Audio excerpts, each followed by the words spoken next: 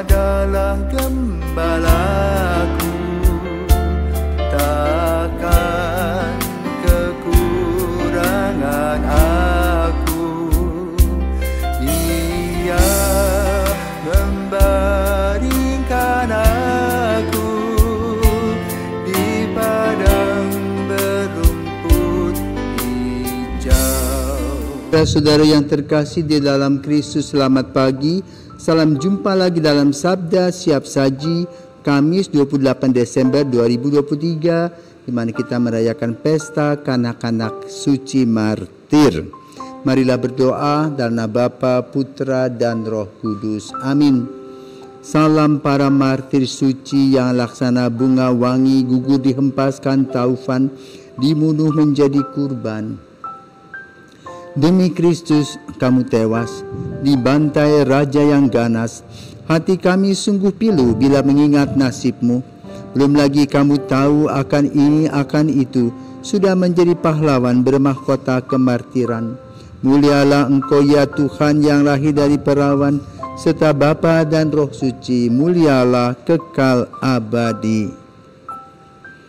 Marilah berdoa. Allah Bapa yang maha baik, hari ini para martirmu kecil tak bersalah meluhurkan dikau bukan dengan mada, melainkan dengan darah. Semoga iman yang kami akui dengan perkataan kami nyatakan pula dengan perbuatan. Dengan pengantaran Tuhan kami Yesus Kristus Putramu, yang hidup dan berkuasa bersama dikau dalam persatuan Roh Kudus Allah sepanjang segala masa. Amin. Tuhan bersamamu dan bersama rohmu. Inilah Injil Yesus Kristus menurut Matius. Dimuliakanlah Tuhan. Matius bab 2 ayat 13 sampai dengan 18. Setelah orang-orang Majus yang mengunjungi bayi Yesus di Betlehem itu pulang, nampaklah malaikat Tuhan kepada Yusuf dalam mimpi. Malaikat itu berkata, "Bangunlah, ambillah anak itu serta ibunya, larilah ke Mesir dan tinggallah di sana sampai aku berfirman kepadamu, karena Raja Herodes akan mencari anak itu untuk dibunuh." Maka Yusuf pun bangunlah, malam itu juga diambilnya anak itu serta ibunya, lalu menyingkir ke Mesir dan tinggal di sana sampai Herodes mati. Hal itu terjadi supaya genaplah yang difirmankan Tuhan lewat nabinya, "Dari Mesir kupanggil anakku." Ketika Herodes tahu bahwa ia telah diperdayakan oleh orang-orang Majus itu, sangat marahlah ia, lalu menyuruh membunuh semua anak di Betlehem dan sekitarnya, yaitu anak-anak yang berumur 2 tahun ke bawah, sesuai dengan waktu yang dapat diketahuinya dari orang-orang Majus itu. Dengan demikian genaplah firman-Nya disampaikan oleh Nabi Yeremia, "Terdengarlah suara di Rama, tangis dan ratap yang amat memilukan. Rachel menangisi anak-anaknya dan ia tidak mau dihibur, sebab mereka tidak ada lagi." Demikianlah sabda Tuhan, terpujilah Kristus. Saudara terkasih, ada sebuah bukti di Mesir dalam bentuk kapel gantung atau hanging chapel dalam gereja Koptik. Di sana dipercaya bahwa Maria dan Yusuf pernah tinggal di sana beberapa saat, berlari atau lari dari Palestina, Israel. Nah, bagaimana perjalanan itu mengagumkan, tetapi juga mengenaskan. Bagaimana Yusuf dan Maria dengan keledainya berjalan dan melewati bebatuan yang luar biasa panjangnya, di mana pada siang panas sekali dan pada malam dingin sekali, untuk menyelamatkan Yesus sang bayi. Ini menggambarkan pengorbanan ayah dan ibu Yesus, yaitu Maria dan Yusuf, sama seperti pengorbanan orang tua kita manakala kita masih kecil. Ada berbagai macam peristiwa dan strata dalam kehidupan. Mungkin bagi orang yang berkecukupan tidak soal.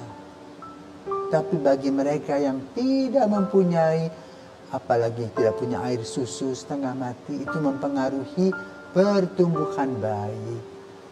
Pengorbanan dan penderitaan orang tua yang sangat luar biasa ini masih banyak dialami oleh orang-orang di sekitar kita. Maka pada hari di mana kita memperingati martir kudus anak-anak ini, pertama kita bersyukur kepada Tuhan karena kita sudah dipelihara oleh orang tua kita sedemikian rupa sampai kita seumur ini.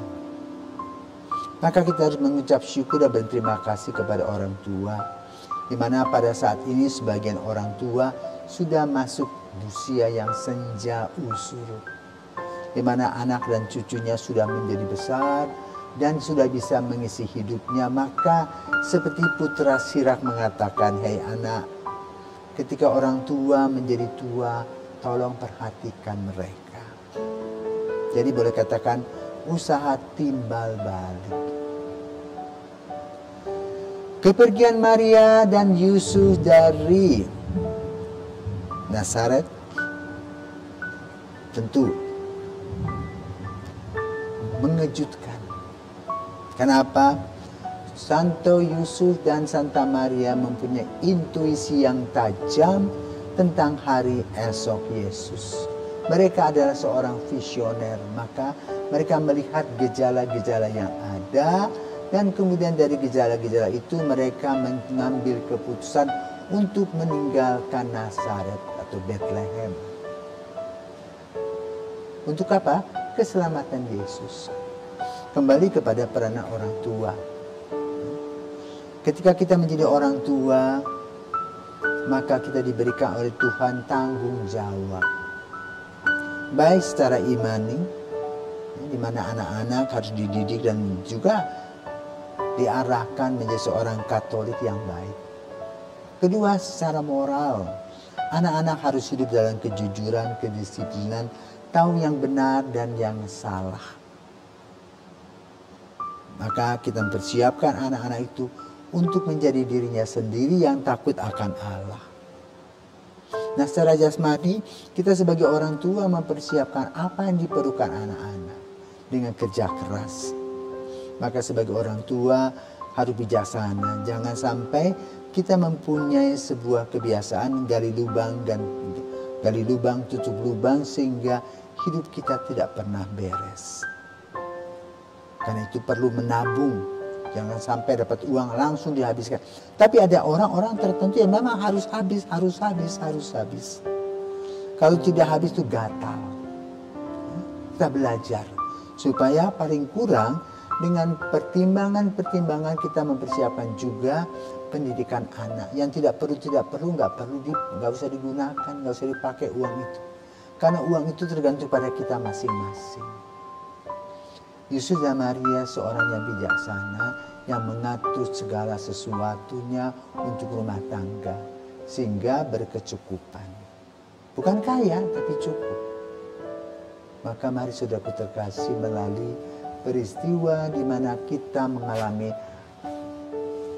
kepedihan, terutama untuk anak-anak di Gaza yang saat ini merayakan Natal dengan air mata karena ayah ibu mereka sudah tiada karena perang.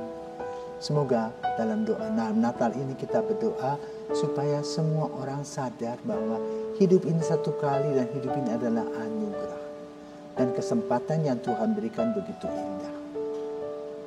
Selamat merayakan Natal dan tentu dalam duka cita di mana ada martir-martir kanak-kanak itu yang telah mempersembahkan darahnya dan ketidaktahuan, tetapi masuk dalam karya keselamatan dan semoga mereka boleh berbahagia karena apa? Sudah bersama dengan Yesus. Selamat pagi, Tuhan memberkati.